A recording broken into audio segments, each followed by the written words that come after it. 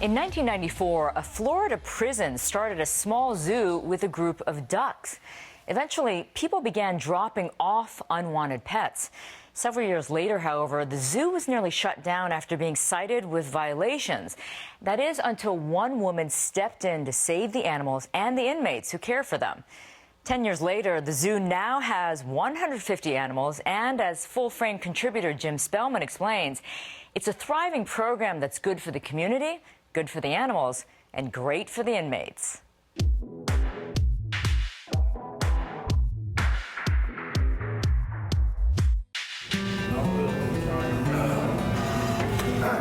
Good morning.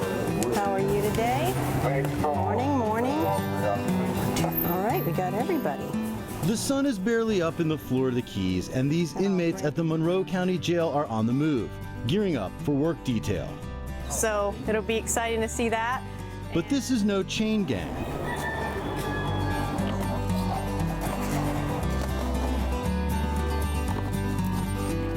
Hey, come on. These inmates help run a zoo.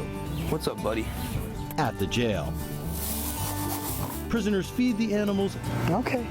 play with them, and take care of the facility. All right. Seth Beckman is serving 6 months on drug charges. He moved to Florida shortly before his arrest. I heard the cocaine here was pretty good, so I ended up having some cocaine on me, and I got pulled over and got charged for possession of cocaine. He had no experience working with animals before coming to the farm.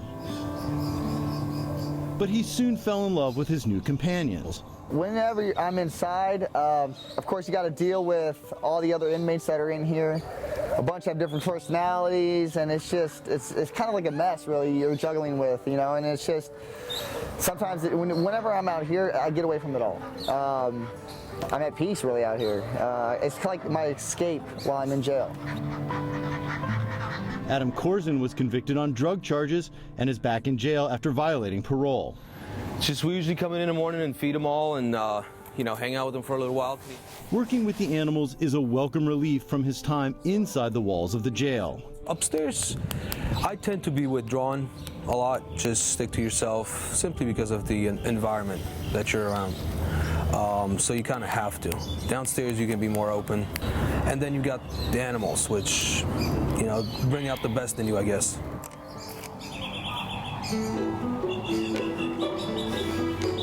All inmates who work on the farm must be nonviolent offenders who haven't committed crimes against animals. Jeannie Sealander, farmer Jeannie to the inmates, runs the program. So when did you come to work here?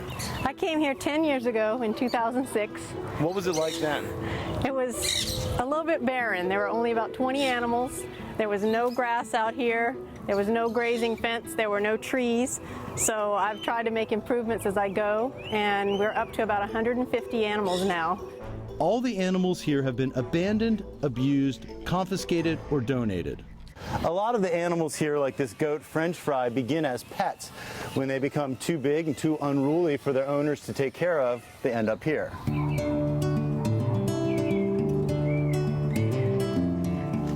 There are boars and ducks, a skunk and a lemur, snakes, and a sloth. So this is our aviary, where all of our exotic birds and our sloth live, and I see the sloth over there waiting for me now. Hi, Mo.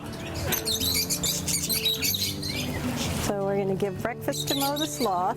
Mo is a farm favorite. He eats these biscuits soaked in water, sometimes sharing with his feathered friends. For dessert, it's an ear of corn. Sloths can live 25 to 30 years. After 5 years, his owners decided Mo was too much to handle.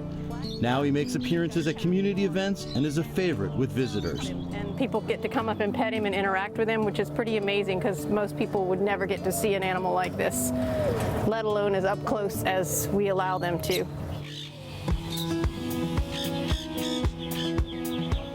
What do the prisoners get out of working here? Well, they learn compassion from working with the animals. It also gives them a purpose, and it makes them feel like they're doing something worthwhile.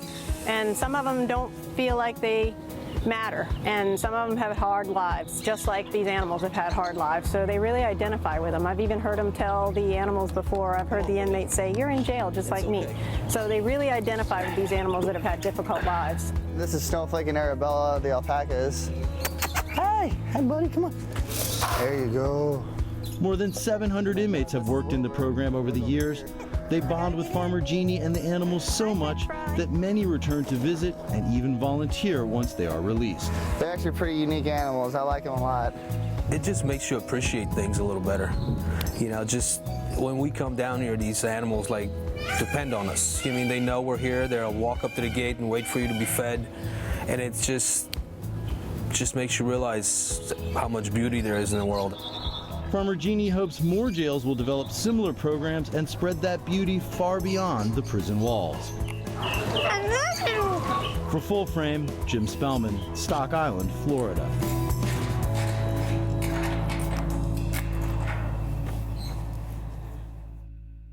Well, that's it for this week. Join the conversation with us on social media. We are CCTV America on Twitter, Facebook, and YouTube. And now you can watch Full Frame on our new mobile app, available worldwide on any smartphone for free. Get the latest news headlines and connect to us on Facebook, Twitter, YouTube, and Weibo. Search CCTV America on your app store to download today.